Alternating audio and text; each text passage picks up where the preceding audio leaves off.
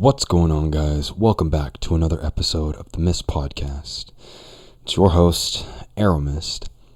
2024. We made it. The year of the 8. It is going to be very interesting. I guess a little update from me.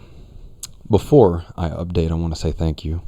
If you've tuned in, if you're clocking in, if you're listening to this right now, if you clocked into anything I have had to say in any previous video, and if you were able to interpret my understandings, thank you. Much love to all of you. I guess a little personal update as well. I'm just out here on the grind, man, trying to get my music shown, and keep building my brand, keep building myself, skills, focusing on my health, my body, and just looking more and more towards the future and continuing to transform my mind and myself. So, nothing too specific on it. It's life is how it is. 2023 was one hell of a year for me, for sure. it was all over the place in some ways, and in other ways it was really great fun and a beautiful experience, as life will continue to be. So this video is going to be on something I call the internal integration theory. There are many times on different days where I just kind of have this aha moment on things, and I will tell my wife, I'll be on some form of like, okay, I just come to understand this, and I'll explain it. And I've realized that those explanations are really important, actually, for me to express and put out to the world, because this is something that when I realize it is going to help me.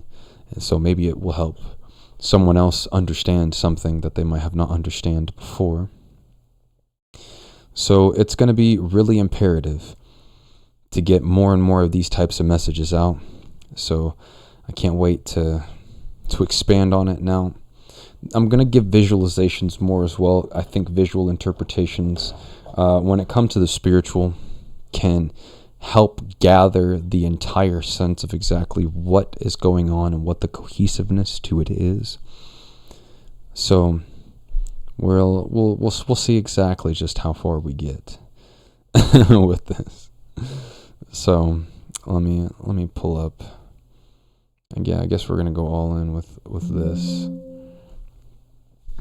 Hold on, no, I don't want to just.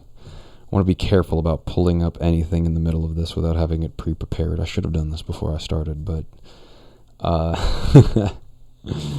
it is what it is. Yeah, I'm looking for the window capture. And yeah, look at my self-promo. There's the music if you want to go check it out. No, I'm looking for... This is not what I'm looking for. Well, I guess I plugged myself without meaning to plug myself. Happens. Okay. Interesting start. I'm just going to capture the display and we'll go from here. So I'm going to do this in Photoshop, and I'm going to give you like a little, where can I put this? Make this make sense. All right. So I'm not wasting any amount of time here. So this is going to be really simple. Okay, so if you're not able to visually see this, I'm going to explain it all. Don't worry about it. If you can glance at it visually, it might be beneficial. But if not, that's not a big deal. Okay, everything inside of like your world, there are always infinite worlds. Just like how there are infinite possibilities, there's infinite everything. Everything exists all at once. Okay, right? Your world exists, right? Because your unique sense of perception is designed to you and everything within your lower density body to your upper density interpretation. So, to understand what happens when it comes to the self is that you have, right, the bubble. This is your world. This is the bubble. Now you, in the center of it, I'm sure some people might be familiar with this in a lot of different ways. Like, it looks like a disc. It looks like a bullseye. Whatever. It looks like one of those models when you start looking at like physics and you get into atoms. Look at a cell. See, it's crazy how every single thing in existence is connected under every single geometric premise. And so I'm going to give you a geometrical premise here. This also goes into if you understand what a torus field looks like, which is like the geometric interpretation of an entire energy field, electromagnetically. Then, okay. Two sides here, all right? So you have your whole world here. This is not just your internal world. Let me specify. This is everything. This is from you to the outer, right? So now I'm going to have a bubble at the bottom. The bottom half is the, like, you, the inside you, right? Like, actually, now that I drew this in the middle, it's even better. So let's say that right here, that's your eyes. So I'm drawing eyes on the front of this. So bottom half is one circle. Top half is another circle inside of a circle, with a circle in the middle. Wow, a lot of circles. Where are you going with this, bro? So if we know you exist in this overall world, and there's all these interpretations that are dimensionally way outside of the 2 and 3 dimensions here, what we can interpret whenever we look at these two, your inner world, right, is just the recollection, unless you can use it for collection, and that's for information. Now, the top half is like everything outside of you. So whatever you are going to see, hear, consume, whatever you end up taking in other places, no matter what it is, that's exactly what this is. So many of us have been programmed or designed to live inside of the top bubble all of the time, or majority of, if not all the time, to be honest. That's how deep the programming has ran. Is many live inside of this bubble, and then they completely neglect their internal world, and then wonder why things don't change the less that they live inside and the more they live outside. Now, you could palette this obviously as a perception of consciousness, because going in and meditating and doing other practices that slow your mind down, change your brainwave state, and put you in a place different than what is normal when you are interacting to the outside world. Follow me here.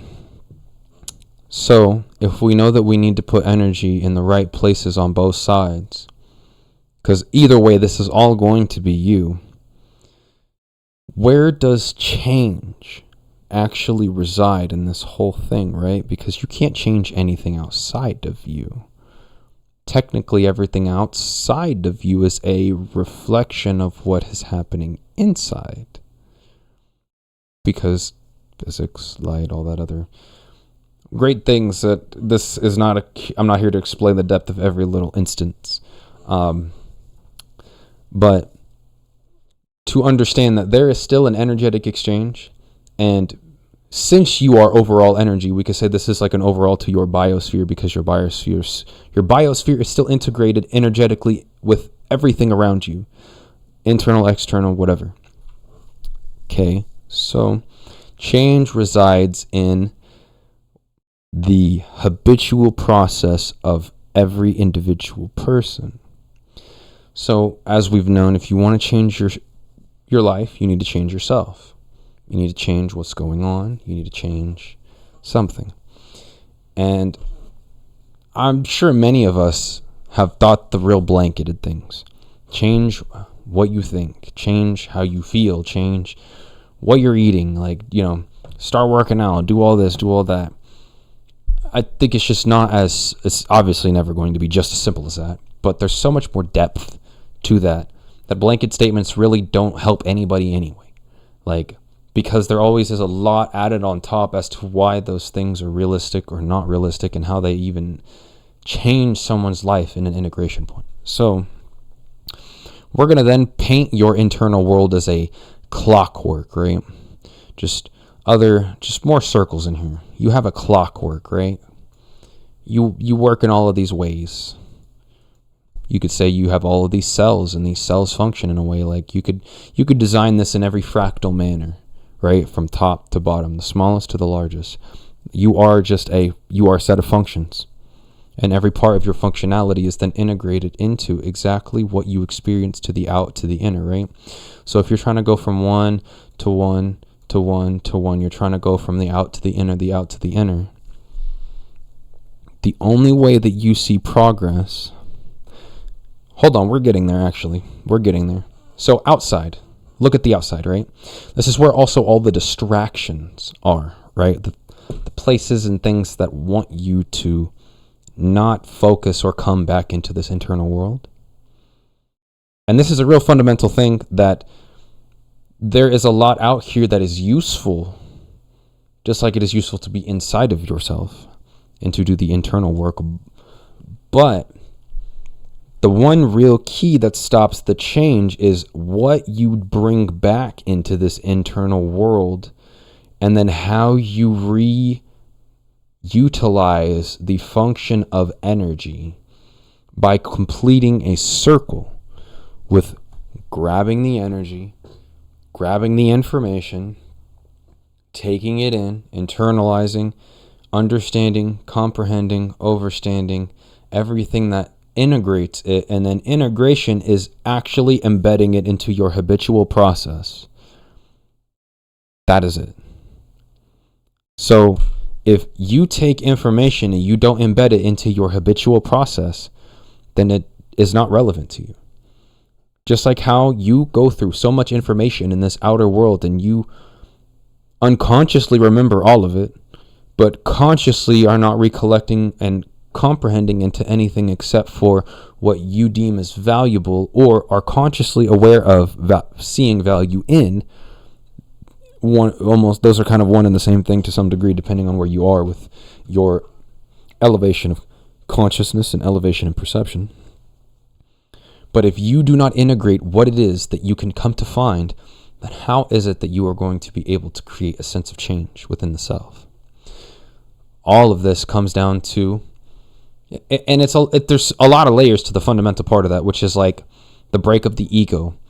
Many people being programmed away from learning and loving to learn and being able to adapt to what they learn. Adaptation is not what the outer bubble is definitely doing for most people. It is set with a long list of distractions and everything else. Meaning that when we're trying to tie in the appropriate 1 to 2, and this is only going to apply to so many people, because when you can think about this distinctly, most people just live in that outer world. They live in this functionality of constant movement or doing or distraction or like emotion of energy in its own world all in itself, and they live in someone else's world, which is ironic because that's exactly what programming and generational trauma and all these other things are. Is literally just the dilation of someone else's experience in that top world, where they then feed that back into you because that's the perspective that they have of the world.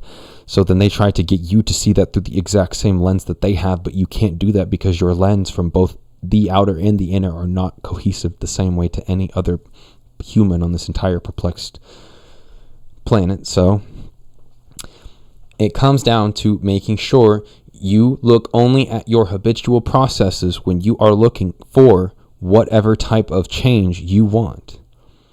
It is not going to be just as simple as 1 to 2.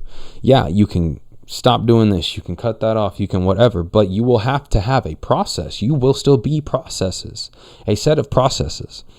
So if you can go venture out into the outer world, grab what it is that you need, use tools, whatever, and then bring it back into your inner world and start working that into your clockwork, you're going to start moving on a different sense of time. And then you're going to be moving on a different sense of line. If everything in the universe is frequency and the oscillation of frequency, then if you are accurately coming in and out, then you are vibrating, right? And so if you think about trying to get to a higher vibration, the only way that you do this is by having a cohesiveness of coming back in and out and back in and out and back in and out and being able to. And technically this would be a lot smaller if I were to really like do it, because all of this would be condensed a lot more. But when you think about it more in a gradual sense, then where that integration only happens vaguely or not so often, then many people will go up, and then they'll live in the world out, and then they'll retreat whenever like those necessary things that make you retreat into your own world happen. But then some people end up not even doing that, so they go chase the rush again, or they try to go find new highs, and they never even come back and realize that these aren't actual low points. It's not about being low. High and low aren't. It's trying to define it in third dimensional terms based off of an emotional pretense instead of the logical oscillation of gravitation, not gravitational, but electromagnetic waves and everything that this whole universe is based on, the electromagnetism. So if that's the case, then what happens, right? If you can't have in control the oscillation of the frequency that you pertain to, then whatever is in the outer world will program and train you into being in that line. And so then when you try to come back and reconnect and re-intertwine to spirit, coming into your world, that is when you almost feel so uncomfortable and unfamiliar that even if I told you something that was groundbreaking right now for you to think on, or a realization or whatever, a good example is like, some people can say what they want about food, but there's not a single person that can sit here and say anything about artificial versus natural. If you eat something artificial, then it's not going to be good. You can't sit here and tell me there's anything good about it. And then you have another line that goes into like, well, okay, what do you consider artificial? Because artificial also comes down to like things that we aren't designed to eat, like meat. It's a big one. But if I tell this information and we sit here and we lay it all out, and we got facts, we got whatever, like we got the science, all the practical shit, then what else is it, right? Because people are programmed then by the outside belief that they couldn't even take something that could change their internal world and integrate that, because guess what? It became true to other people, but not true to them. It didn't become true to you. So this is why the only way that you get to integrate on both lines, especially at a habitual process, is realizing it's all your habits, including how you emotionally react, how you feel, default states, everything is underneath an oscillation and vibration. So then if you want to change the oscillation and vibration of your existence, then you need to reevaluate the oscillation and vibration of the habitual processes you do. What motion do those create inside of your world? What motion do they create inside of your internal to outer to inner to outer? And realize that oscillation and vibration are set in stone, no matter how and which way this functions. So if you want to make this happen, only in the processes. And then if you think about how we have been programmed away from loving the process, I'm sure we all can think of a time with ourselves or with other people or seeing, and how there are very few who end up loving and understanding the premise of learning and loving the process. But if you realize that the process is the only thing that ever mattered to begin with, then you would never have fixated on a consistent high, right? Like we talked about that high sense of oscillation as a result. Well, that's how these frequencies could become so gravitational for some, is because they vibrate in their own place. But when you vibrate higher, that's why it's almost seems like it's harder. I'll do this in a perspective term of hard versus easy. It's like, choose your hard. It's hard to be broke, hard to work to get financially wealthy and combat all the odds and educate yourself. And so it's like, well, it still just comes down to like, what do you want? The whole point of this in its entire sense, is just so that you can get somewhat of an image on this idea on what you can and how you can do something with yourself. There is no other way around this type of perspective. And when we know that everything in existence is patterns, it's just taking it from a singularity point and applying something at the scope, right? Like if you could interpret the entirety of a viewpoint of experience and then dial that in, that motion is what you have to be able to perceive overall. And that perception overall of that entire put together is going to come with an oscillation, a vibration. That vibration will be predicated by a thought and a feeling. If all these things are intertwined, can you understand them? Why some people end up chasing the highs? They chase. But if they realize that everything outside is nothing but a tool, this universe is a patternistic process, and adjusting, learning new things is realizing that you have to break the ego and stop being who you continue to frame yourself as. Most are framed not even by themselves, and that's a big part of what I'm trying to get many to understand here, is that the frame that so many are oscillating on are vibrations you were fed, spoon fed. Go and understand this integration so you can take it into your internal world and you can be you, understand you, love you, find you, express you, so that you shine. Because the vibration that has been thrown and fed and just completely vomited all over you, to then receive that and re-express that experience is taking you away from yourself. So to reintegrate is to go back into the internal and utilize both positions, in and out, effectively. And that's why we talk about balance. Balance is a very big topic for many. And the reason why is because of oscillation. It's not that up or down, right? It's just that there is a movement and consistency in movement. And that is why when you also realize that when you change your vibration, guess what? When you win, you always win. There's no way around that. Like when you are in a vibration, that's where you are. That's who you, that is everything. And you don't come down.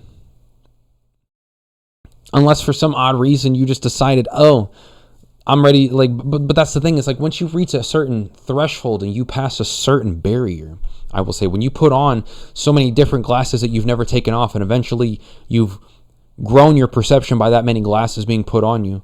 I say this in a metaphorical sense, like putting on a pair of glasses that are spiritual, and they basically integrate into you, and then you keep doing that over and over and over. That's like the expansion of consciousness in a diluted expression. You get to a certain point where that expression is coming at only the sacrifice of the vibration that you are on. And so once you have risen and you have overcome and you have transcended, whatever you want to call it, you hit a point where the observation of those lower vibrational positions are things that, because you're so conscious of them, they are not something that you have to, many usually don't, re-experience once you are in that level of threshold. Understand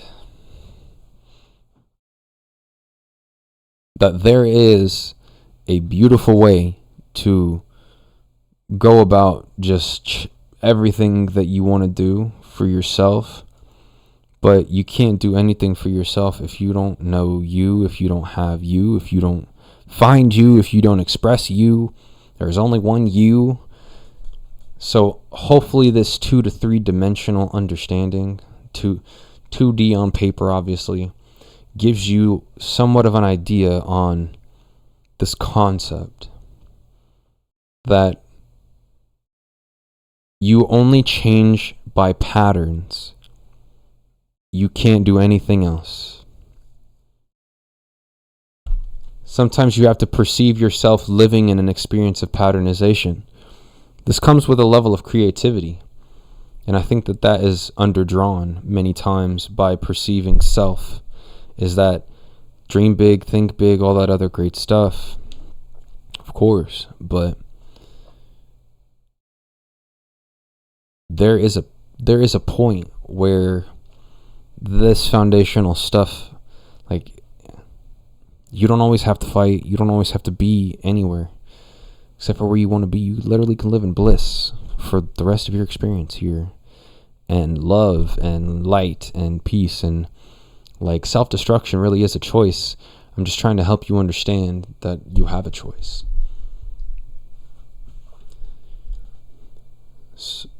Take it as you will.